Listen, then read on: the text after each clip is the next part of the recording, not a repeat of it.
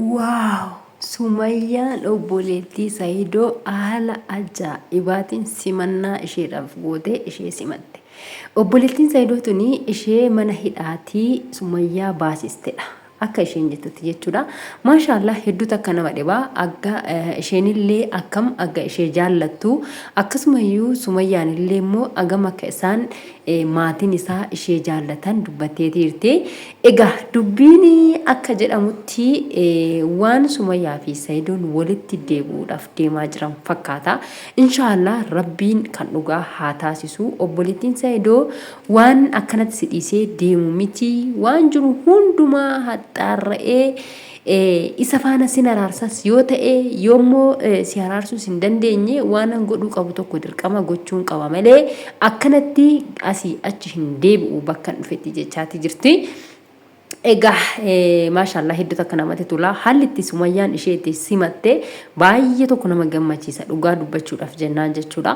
Baay'ee agana kan hin jedhamne baay'ee tokko haala keekii qopheessitee fi weelkaamii baga nagaadhaan gara biyya keetti fi gara maatii keetitti nagaadhaan dhufte jechuudhaaf akkasuma immoo ajaabii gootee keekiin akkasitti deemee fi dhufee achi duuba isaanii immoo baay'ee ajaabiin godhamee fi faana dhufe jechuudha. Baay'ee tokko namatti tola. Haala simannaa bareedduu tokko jechuudha kan isheen gootee fi hedduu nama gammachiisa. Egaa hanga ishiin ulataa ishiidhaaf oolte yookiin immoo hanga ishiin isheedhaaf taate yoollee aga sana deebisuu fi aga sana baasuu fi dadhabdee haala gammachuudhaan simannaa bareedduu isheedhaaf gootee jirti. Baay'ee nama gammachiisa dhugaa dubbachuudhaaf isheen ulataa aga kana oolte fi isheen immoo akkanatti ishee simattuun ishee baay'ee nama gammachiisa. Otoo tokko taate dhimma seeti jettee raawwattee dhiisuu dandeessi. Ishumtu sinuyyuu obboleessa isii gara alaatti aansitee ishee ofitti aansitee ishee mana hidhaatii ishee baasuun isheellee baay'ee tokko ishee gammachiise. Egaa isiin immoo gaafa isiin biyya ormaatii gara biyya warra isii gara biyya abbaa isiitti deebitu haala kanaan isee simattee siidde jechuudha maashaallah. Egaa wanta ittaanu yeroo biraa viidiyoo ittaanu irratti isiniif qopheessina jedhanii haaluma simannaa kanaa keekii kana argisiisanii nyaannillee akka isaaniif qophaa'ee jiru kaffalleetiin hin jira jetteeti dubbatteeti hirti Sumayyaani.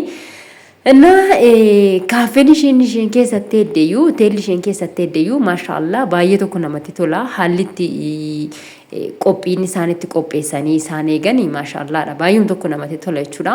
Dhiifama na godhaa ka oduudhumatti hin goree baay'een isinirraa ture. Nagaan isiniif haa ta'u kabajamtoota hordoftoota koo akkam jirtanii nagaa qabdu bakka jirtanitti hunduma keessaniifuu nageenyi Rabbi isiniif haa baay'atu. Egaa sammuna kana isinirraa badeetiin hin jira anilleedha. Baay'ee tokko biizii ta'eetii jira hojiidhuma garaagaraatiin qabameetiin isinirraa badee dhiifama na godhaan isiniin jedha. Bakka jirtanitti hunduma keessaniifuu nageenyi Rabbi isiniif haa baay'atu. Egaa baay'ee tokkoon itti gammadee viidiyoo Sumayyaatitti jechuudha dhugaa dubbachuudha fi maaliifiini isheenis egaa akkasitti namni yoo tokko balleessee tokko hin tolcha yoo tokko tolche immoo tokko hin balleessa. Saayidoon balleesse jettee obboleettiin isaa kun egaa hin dhiisne akkasuma immoo Sumayyaanis immoo Saayidoo waan akkasiin irratti raawwatee jira inni akkas gudina godhee jira na hiisisee jira wantoota baay'ee wantoota darbe hundumaayyuu egaa narratti raawwatameeti jira jettee obboleettii isaa kana haala kanaan isheedha mana hidhaatti ishee baaste. Isheen immoo haala kanaan simannaa isheedha gootee hin sodaanne illeedha tarii akka carraa ta'e inni wajjiniin dhufaa jettee hin sodaanne garuu bakka ufamantee raawwattee obboleettii abbaa manaa ishee yookiin immoo obboleettii abbaa ijoollee ishee egaa teessee haala kanaan simannaa bareedduu kana gootee fi maashaallah Rabbi isheerraa haa jaallatu. Dhugaa baay'ee tokkoon itti gammade baay'een jaalladhe bifa isheen ittiin akkasittiin qopheessitee haala simannaa kana isheedhaaf goote.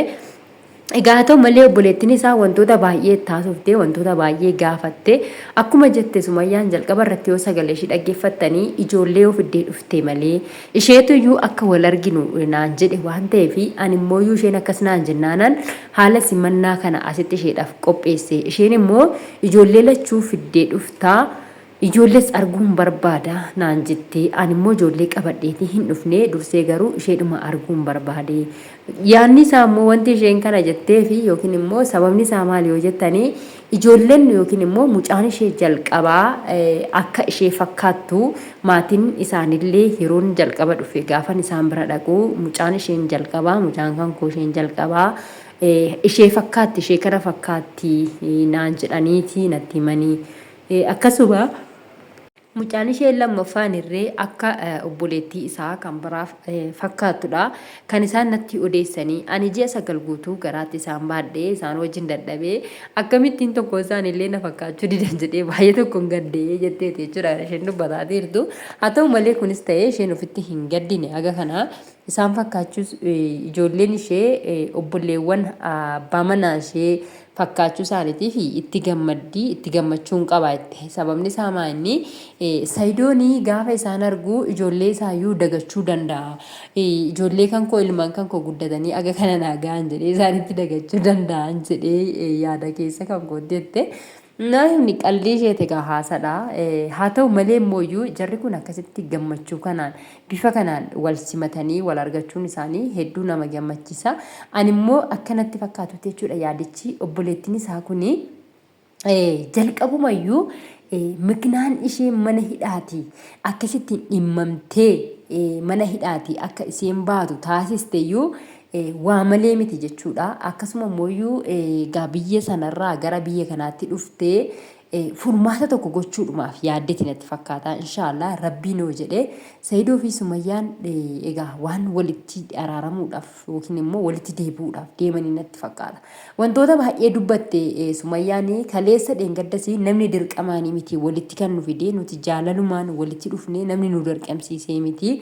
Jaalalumti jidduu keenya waan jiruuf walitti dhufne waan ta'eefi ammas immoo Saidoonii akka duratti miti. Ani ammumallee yoon ija isaa keessa yoon ilaalu Saidoo duriitiin bafutsum walumatti iyyuu hin dhufu. Saidoodhuma iyyuu natti fakkaachati hin jiru.